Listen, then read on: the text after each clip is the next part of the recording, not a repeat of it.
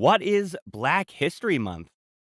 Did you know that every February, Americans celebrate the achievements of African Americans throughout history? This special month of reflection is called Black History Month. And today, we are going to learn more about what it is and why we celebrate it every year. You have probably heard the names Martin Luther King Jr., Rosa Parks, Malcolm X, and Ruby Bridges before, and learned about their roles in the civil rights movement. You have also probably learned about Harriet Tubman's courage during the Civil War and her role in the Underground Railroad. But the history of African Americans in the United States has not always been so available, which is why Black History Month is so important. To understand more about the origins of Black History Month, we have to go back in time, way back to the 1600s.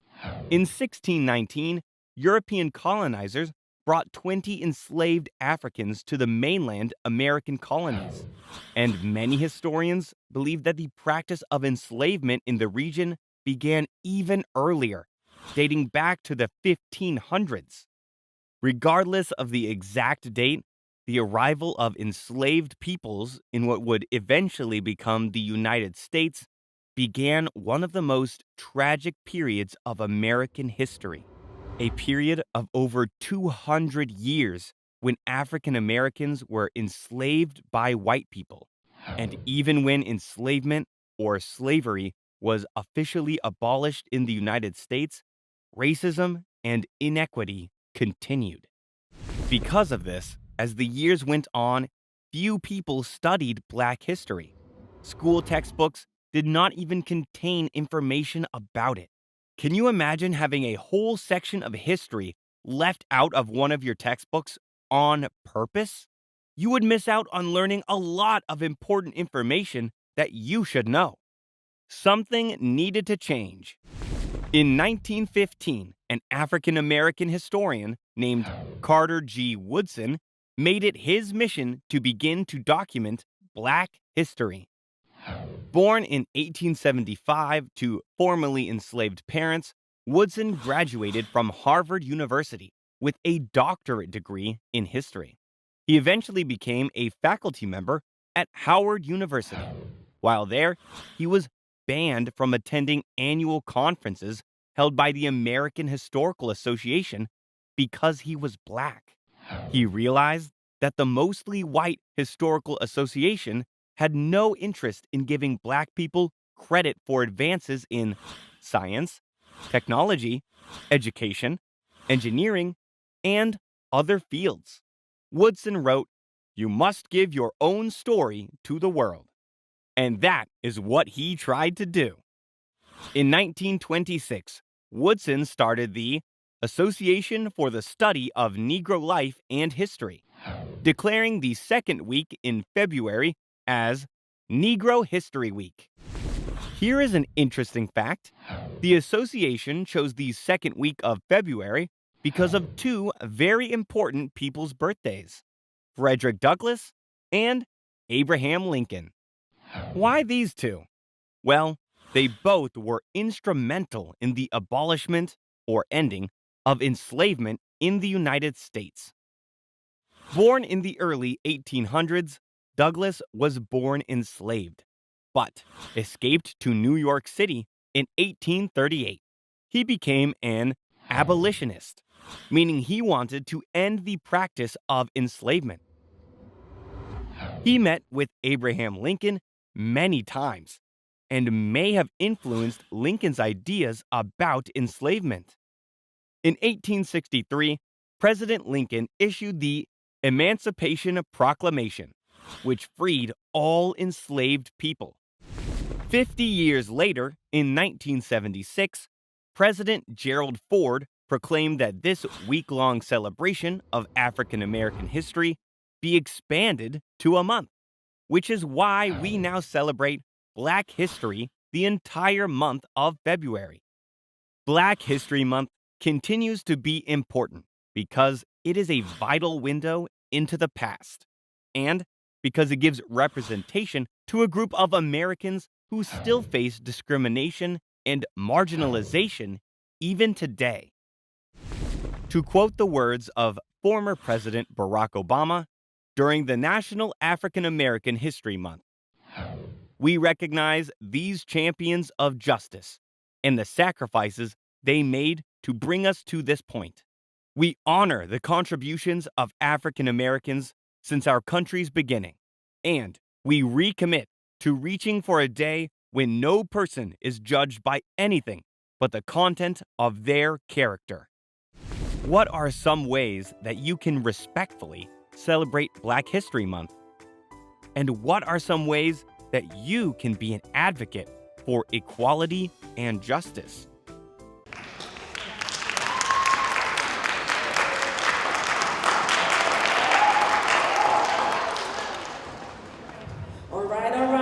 LoMA, you ready? All right, you just got some history. Good afternoon, everyone. For those of you who don't know me, I am Ms. Dowridge. I am one of the counselors. Many of you have seen me in the hallways walking around, or you're in our office, myself and Ms. Starr. I just wanted to welcome you to LoMA's Dance Department presents A Trip Down Memory Lane. Now, many of you are probably a little too young to remember anything because you're still forming memories, right? But our ancestors gave us a lot of memory. And if you've been paying attention for the last 2 days, I gave you guys some history. Many of our ancestors paved the way for us. And as that, we should remember that Black History Month is not just 1 month in February, but it's every day, 365 days of the year. All right, so remember, if you know your history, you don't have to just celebrate it in just 1 month, but you live it every day. On that note, I just want to bring to your attention, remember next week we're doing Black History Month Spirit Week. And if you've been paying attention to the posters that are posted on the wall between February 10th and the 14th, we have Melanin Monday. That means that you wear any shade of brown or tan. On Tuesday, we have Black Excellence Tuesday, and you're gonna wear a professional attire, because we know that you all know how to be professional. No matter what you wear, let me take that back. No matter when you become an adult, you are gonna have to wear some kind of professional attire. So just find something in your closet, borrow a skirt from your mom, a dress pants from your dad. Listen, just come professional, right? Because you are going to be an adult one day and you have to be professional. Celebrate yourself. Who you think you are going to be in the future as yourself. On Wednesday, we have Pan-African Wednesday. You're going to wear the colors of the Pan-African flag. Any color that's red, yellow, or green to celebrate. So if you see me in this shirt again on Wednesday, don't say nothing because I'm celebrating, okay? All right. On Thursday, we have Throwback Thursday. Celebrate Black fashion throughout past decades. So that means some of you guys may actually have to do some research to understand what that Throwback Thursday is. And on Friday, Black Love Friday is Valentine's Day. But guess what? You can still have Black Love Friday. Wear red or pink to celebrate love. All right? Also, remember that Black History Month, since we're continuing with that, we're embracing your blackness. The runway show will take place on February 27th, so be sure to sign up with Ms. Starr. If you feel like you want to walk that runway and strut your stuff, all right. Make sure you talk to Ms. Starr so that way you can run that runway and celebrate yourself. So on that note, let's give it up for the dancers. Let's give it up for Ms. Pope, because they have worked many, many hours and long days prepared to give you a good celebration. So put your hand together. Let's welcome LoMA's Dance Ensemble.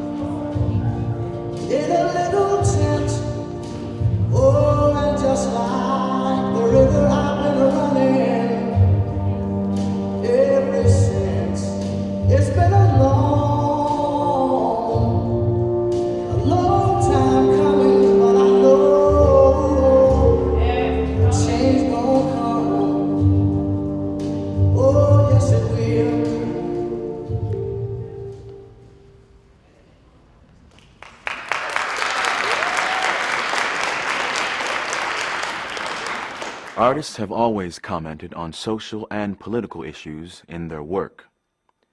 Nowhere is that more evident than in Strange Fruit by the powerful Pearl Primus. Set to the words of Lewis Allen's poem of the same title, the solo performer anguishes over a lynching.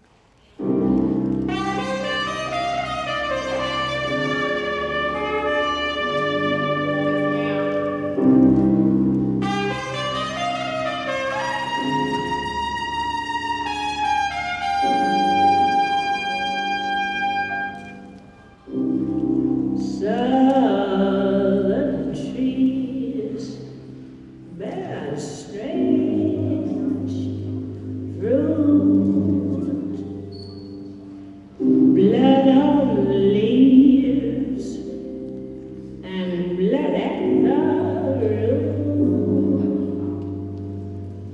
black bodies swinging in the southern breeze. Strange fruit hanging from the poplar trees.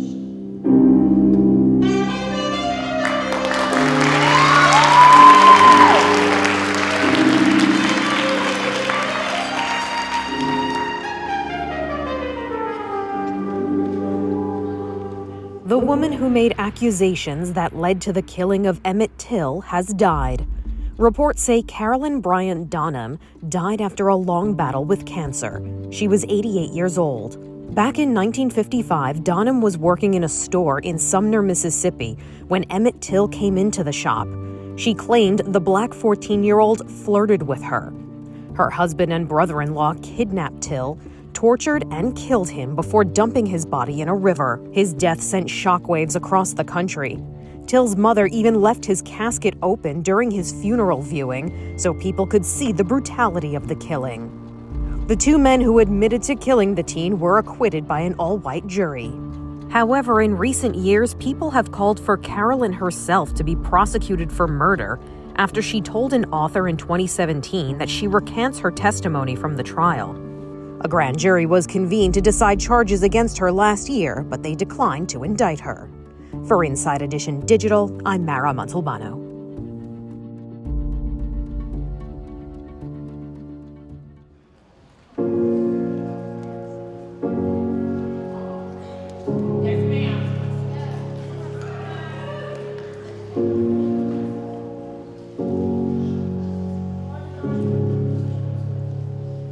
I'm coming from a place of delusions and being blinded. I've been around it.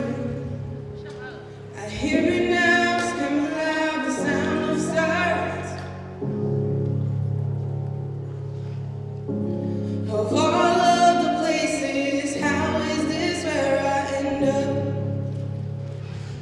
Oh, headed forward I am, in the forward I'm not.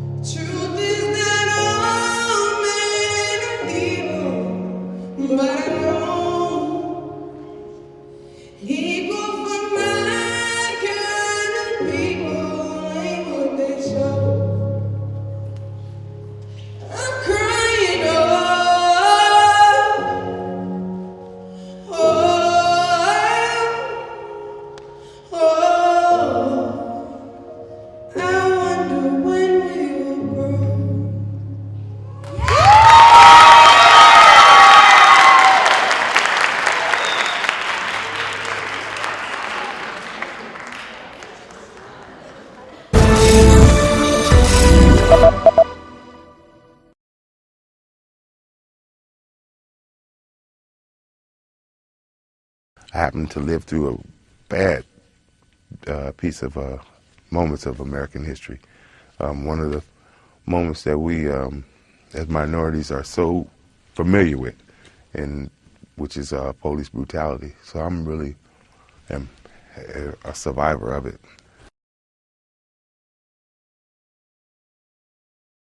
Nothing surprised me. I got to be honest with you. I wasn't really surprised. I was more so hurt that here we are in modern days, you know, men and women, we can't make the right decisions. You know, we can't look at a situation and see with our own eyes. What we see is what we really see. It's not what you see is not what you really see.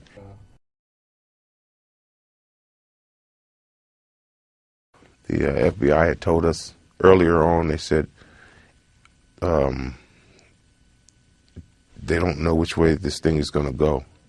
But we have a feeling if it doesn't go your way, or if it doesn't go the way it's supposed to go, there may be some civil uprising. Yet our best trained, best educated, best equipped, best prepared troops refuse to fight.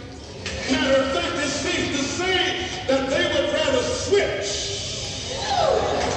than fight.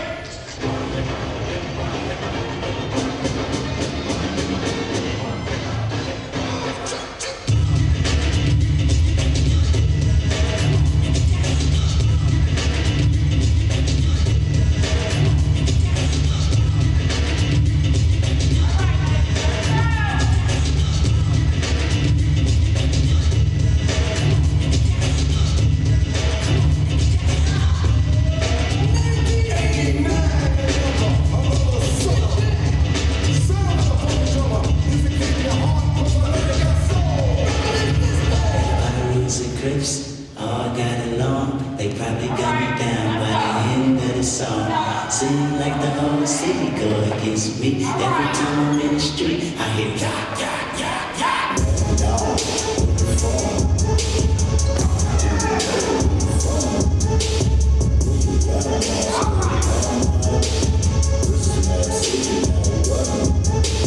Brace yourself, I think you want to truth that we relate. This is not a rebel, I'm slinging.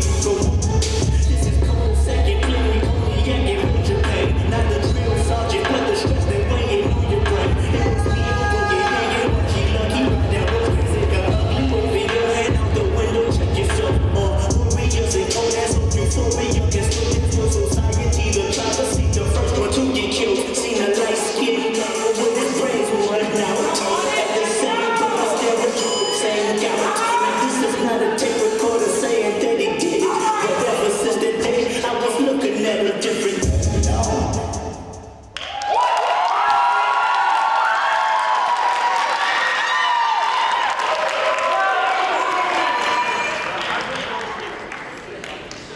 I can't explain why I shine and no one else shines. I think everybody shines in different things. And a lot of things I can't do. I can't play basketball like every other black person in America. But I can act. I know how to go to that true spot in myself because I'm there every day. I can be me. I can be whoever because I'm true to me. I can go to neutral easily. A lot of people, black, white, Mexican, young or old, fat or skinny, have a problem being true to themselves. They have a problem looking in the mirror and looking directly into their own souls. The reason I sell 6 million records, the reason I could go to jail and come out without a scratch, the reason I can walk around, the reason I am who I am today is because I can look directly into my face and find my soul. It's there. It's not sold. I didn't sell it. It's still within me. I still feel it. My heart is still connected to my body.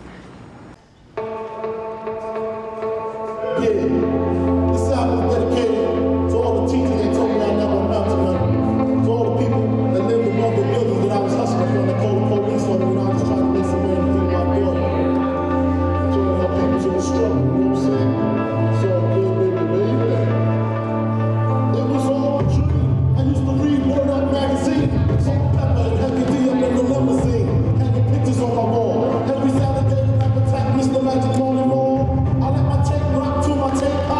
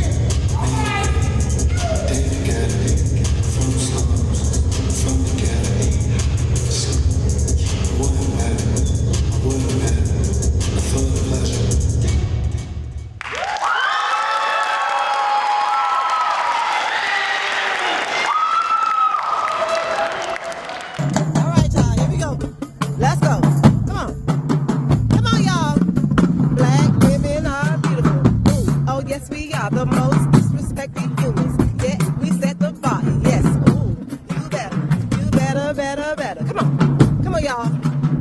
Ooh, come on, smile like the sun, skin like chocolate. You better, better, better. Ooh, you better clock it. Yes, walk and walk and walk and walk and walk. Yes, ooh, out and shake it out. Yes, happy to be nappy.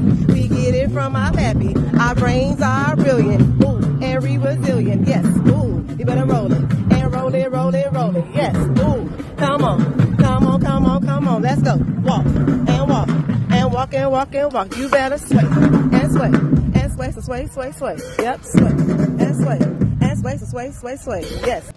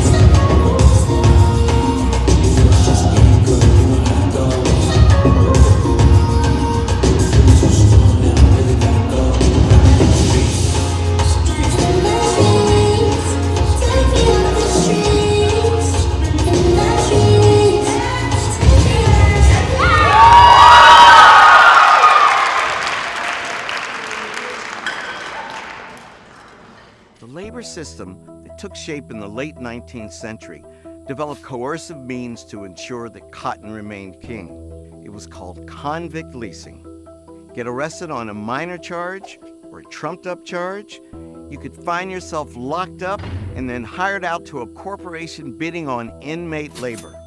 The pipeline from prisons to profits in this country has deep roots. The aftermath of slavery was in some ways worse than slavery itself. Unlike before, when someone who owned you, driving you too hard was counterproductive because you would lose your investment. Convict leasing was different. You could get them cheaper, and if you actually drove them to death, there was more where that came from. In the 13th Amendment, which ends the institution of slavery, of course, there is a loophole. Convicts who have been convicted of a crime, they actually can be forced to work for free. In Alabama in 1850, 99% of the people who were incarcerated were white. In Alabama by the 1880s, 85% of the people incarcerated were black. So we could have a debate about how many of those black people were actually innocent, or we could have a conversation about the use of the criminal justice system to target both the innocent and the guilty alike. That continues all the way to the present, where even today, about just under 40% of the nation's prisoners are black, and yet the African American population's about 13%. They are snatching up bodies everywhere to fuel this system.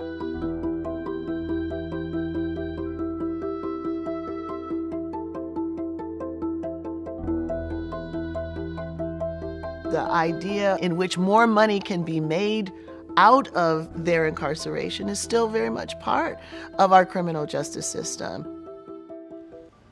I feel like Joker.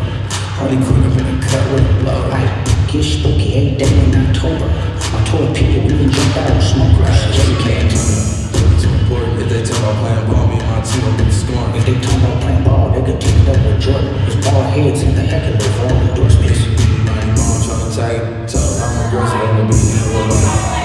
Tell me about money, you know, picking up before. Hey, I showed up, life and came home to a blow. I'm to tweaking like she playing with her nose. Little brother about to crash, man. We don't go, I'm a different type of trophy, baby girl, no let's go. Me and Doc, it's like put him in choke up. Black and white, hey, I jumped out that pen, can I talk him in the ghost? On the hush, talking, see my face, then he froze. I said he was talking for a thing, I didn't know. Okay, this is my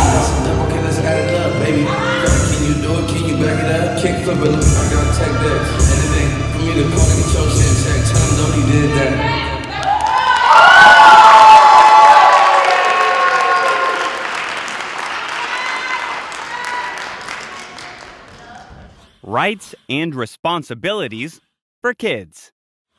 In the United States, citizens have certain rights and certain responsibilities. Today, we are going to talk about the difference between these two things and why knowing your rights is important. Let's get started.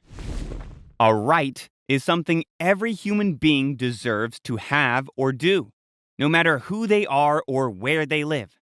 For example, everyone has a right to basic human needs, like food and water. A responsibility is something a person must do or think about, and may have an effect on other people.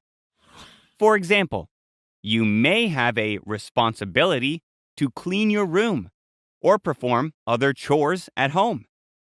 Rights and responsibilities are linked to each other.